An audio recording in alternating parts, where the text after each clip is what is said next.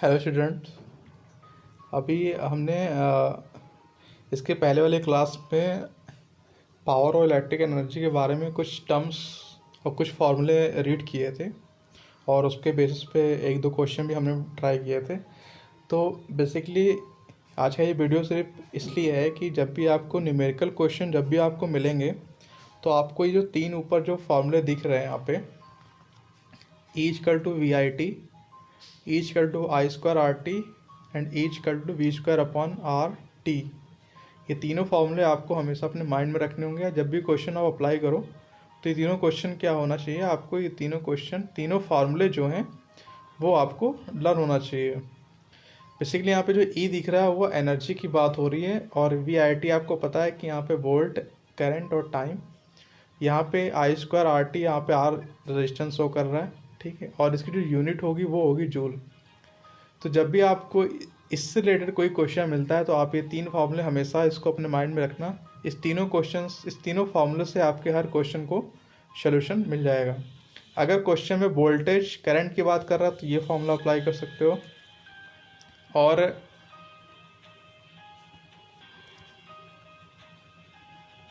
और अगर रेजिस्टेंस और करंट की बात कर रहा है तो आप ये फार्मूला यूज़ कर सकते हो, और वोल्टेज अगर रेजिस्टेंस की बात करता है ये फार्मूला यूज़ करते हो। फॉर एग्जांपल मैंने यहाँ समझाने के लिए क्वेश्चन दिया है कि यहाँ पे 12 वोल्ट की एक बैटरी कनेक्ट है और यहाँ पे दो रेजिस्टेंस लगे हुए हैं, 4 ओम के और 2 ओम के।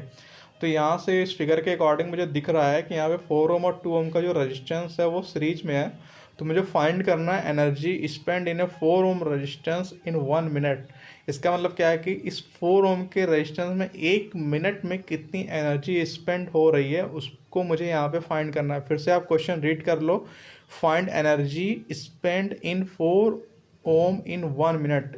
1 मिनट या 1 मिनट में 4 ओम के रेजिस्टेंस में कितनी एनर्जी स्पेंड हो रही है, सिर्फ 4 ओम के बारे में यहाँ पे डिस्कस कर रहा है। तो सबसे पहले हम यहाँ पे फाइंड करेंगे इसका इक्विवेलेंट रेजिस्टेंस। तो यहाँ पे सीरीज है तो इसलिए यहाँ पे 6 हो जाएगा, इसलिए इसका जब करंट निकालेंगे आई तो E अपॉन आर इक्विवेलेंट हो जाएगा यहाँ पे 2 एम्पियर। तो मुझे यहाँ पे करंट फाइंड हो जाएगा 2 एम्पियर का, और जब मुझे करंट मिल जाएगा और यहाँ पे 4 ओम की बात कर रहा है तो यहाँ पे रेजिस्टेंस और मेरे पास करंट, तो एनर्जी की फॉर्मूला हो जाएगा आई स्क्वायर आर टी। तो यहाँ से E की वैल्यू हम निकाल लेंगे। ओके, नेक्स्ट हम बात करेंगे इलेक्ट्रिक पावर की। ये भी बहुत इंपॉर्टेंट टॉपिक है, इसको बहुत अच्छे से आपको समझना होगा कि इलेक्ट्रिक पावर, जब भी पावर की बात करेगा तो पावर बराबर होता है वर्क अपॉन टाइम। वर्क हमेशा ई से इंडिकेट करते हैं और टाइम को हमेशा टी से दिखाते हैं। तो ई इक्वल टू मुझे पता है V I T upon T, तो टी से टी कैंसिल हो जाएगा, तो यहाँ से मुझे वी आई। तो मुझे पावर के केस में जब भी कोई फॉर्मूला लगाना होगा तो मुझे वी आई केस में हमेशा पी इक्वल टू वी आई हमेशा हमको लर्न होना चाहिए। इसके भी दो फॉर्मूले यहाँ से दिखते हैं कि P equal to V square upon R और P equal to I square upon, यहाँ से आपको तीन फार्मूले आपको शो हो जाएंगे। इसकी यूनिट जो होगी होगी वाट होगी, एनर्जी की यूनिट आपको जूल होगी। क्वेश्चन के अकॉर्डिंग अगर मैं समझाऊं तो यहाँ पे दो बल्ब लगे हुए हैं, इसका रेजिस्टेंस 110 और 110 दे रखा है और 220 वोल्ट से कनेक्ट है। यहाँ पे क्वेश्चन क्या कह रहा है कि find power spent in each bulb, मतलब ईच बल्ब में मुझे पावर पता करना है कितना स्पेंड हो रहा है। तो सबसे पहले वही पुराना कॉन्सेप्ट कि इन दोनों को पहले सीरीज करके इसका इक्विवेलेंट रेजिस्टेंस हमने फाइंड कर लिया। फिर यहाँ से वोल्टेज गिवन है तो I equal to V upon R से हमने निकाल लिया इसका करंट 1 एम्पियर। तो ईच बल्ब की बात कर रहा है तो ईच बल्ब के लिए आप यहाँ पे देखो ये 220 वोल्ट है, तो जरूरी ये 220 वोल्ट, इसमें 220 वोल्ट नहीं होगा इस पहले बल्ब में ना इस पहले बल्ब में, क्योंकि 220 वोल्ट बल्ब दोनों बल्ब में क्या होगा अलग अलग होगा। इसमें कुछ वोल्ट होगा, इसमें कुछ वोल्ट होगा, इसलिए यहाँ पे करंट सेम होगा। तो आई इक्वल टू मुझे यहाँ पे मिल जाएगा 1 एम्पियर और आर दे रखा है यहाँ पे 110। तो यहाँ से हम पावर निकालने के लिए आई स्क्वायर आर लगा सकते हैं और यहाँ से पावर मिल जाएगा मुझे 110 वाट। इस तरीके से क्वेश्चन आप देख सकते हो। अब हम बात करते हैं कि बेसिकली जो इसका तो हमने यूज कर लिया, अब हम ये देखते हैं इसका यूज होता कहाँ है। तो आपके घरों में, आप अपने घरों में मीटर देखते होगे, जो आपके घर में मीटर लगा होगा वो मीटर क्या देता है, रीडिंग देता है, जिससे आप यूनिट देखते हो कितनी यूनिट है, उस यूनिट के हिसाब से आप उसका बिल पेमेंट करते हो। तो बेसिकली आप ऐसा क्यों करते हो और क्या रीज़न होता है कि कैसे आप यूनिट चेक करते हो, कैसे रीडिंग चलती है। तो बेसिकली आज मैं यही समझाने के लिए इस चैप्टर को डिस्क्राइब कर रहा हूँ कि यहाँ पे मैंने लिखा है हाउस मीटर और यहाँ पे मैंने लिखा है कि commercial unit of electrical energy. Commercial मतलब जो घर में यूज होने वाली एनर्जी है उसको kilo watt hour, KWH, kilo watt hour में इसको इंडिकेट करते हैं। तो जब भी आप अपने मीटर में देखोगे तो किलो वाट आवर लिखा होगा। यहाँ से अगर मैं इसको डिस्क्राइब करूँ तो पी इक्वल टू होता है एनर्जी अपॉन टाइम, तो एनर्जी इक्वल टू हो जाएगा पी इंटू टी। पी को हमेशा किलोवाट में हमेशा उसको लिखेंगे और टाइम को हमेशा आवर में, तो एनर्जी क्या हो जाएगा मुझे किलोवाट हावर। तो 1 किलोवाट जब आपका होता है तब आपका 1 यूनिट होता है। अब आपके घरों में कैसे किस टाइप की यूनिट आपको चार्जेबल होता है, किसी के घर में 5 रुपीज़ होता है, किसी के घर में 6 यूनिट होता है पर यूनिट, किसी के घर में 10 यूनिट चलता है।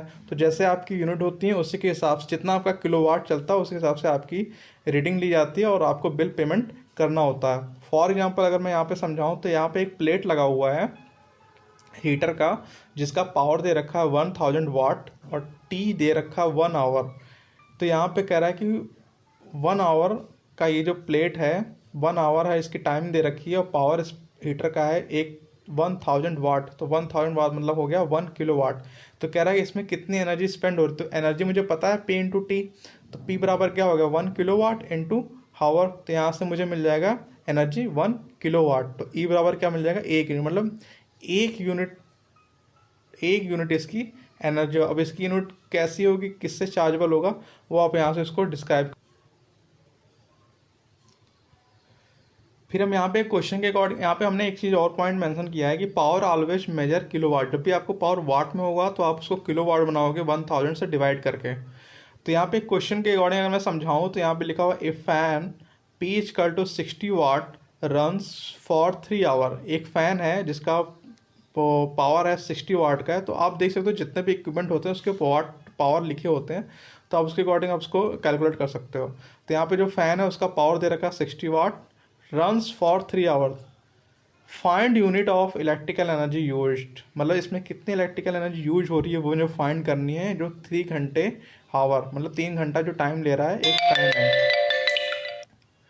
तो अब बात करते हैं यहाँ पे इक्वल टू पी टी से। तो यहाँ पे पी की वैल्यू हो गई 60/1000 क्योंकि हमने किलो वाट बना लिया, और इंटू 3 आवर यहाँ पे मल्टीपल कर दिया। तो इसका जो एनर्जी आ गया इलेक्ट्रिकल एनर्जी जितना यूज हो रहा है वो यहाँ पे हो रहा है 0.18 यूनिट। तो इसका आंसर हो गया 0.18 यूनिट।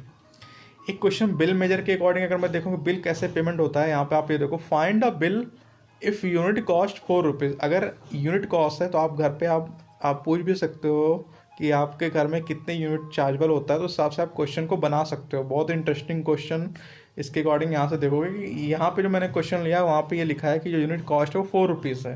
क्वेश्चन क्या है, 2 fan of power 50 watt, 2 fan है जिसका पावर दे रखा 50 watt, are runs for 2 hours, 2 hours every day, मतलब 2 घंटे एवरी डे वो रन कर रहे हैं। 2 फैन जिनका वाट दे रखा पावर दे रखा है 50 watt. Find cost of energy of 1 month, मतलब 1 महीने का हमसे पूछ रहा है कॉस्ट क्या होगा, जो एनर्जी उसमें स्पेंड होगी उसका 1 महीने का कॉस्ट क्या होगा। अब कैसे इसको कैलकुलेट करेंगे, अब यहाँ पे ये देखो क्वेश्चन के अकॉर्डिंग मुझे पता है कि ईच इक्वल टू क्या हो गया पी टी की पावर इंटू टाइम।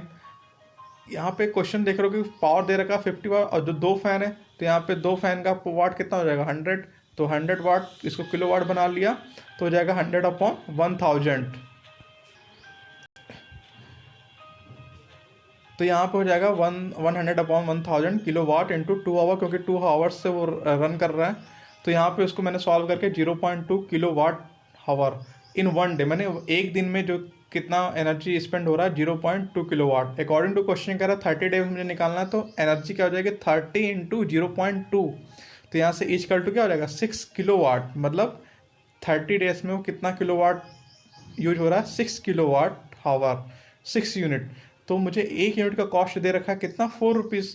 तो ई इक्वल टू क्या हो जाएगा 6 इंटू 4, तो कितना मुझे बिल पेमेंट करना होगा 24 रुपीज़, मतलब इतना मुझे बिल पे करना होगा। तो बेसिकली आप इस क्वेश्चन को देख के समझ सकते हो कि कैसे ही हर चीज़ का जो रीडिंग होता है, जो आप बिल पेमेंट करते हो कैसे करते हो, जो एनर्जी आपके यहाँ स्पेंड होती है उसको किस तरीके से मेजर करते हैं, तो इससे आप एक आइडिया लगा सकते हो।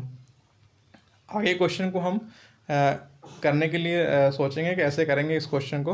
तो आगे के लिए जब हम क्वेश्चन देंगे आपको, तो आपको इसी के अकॉर्डिंग इस क्वेश्चन को लगाना होगा।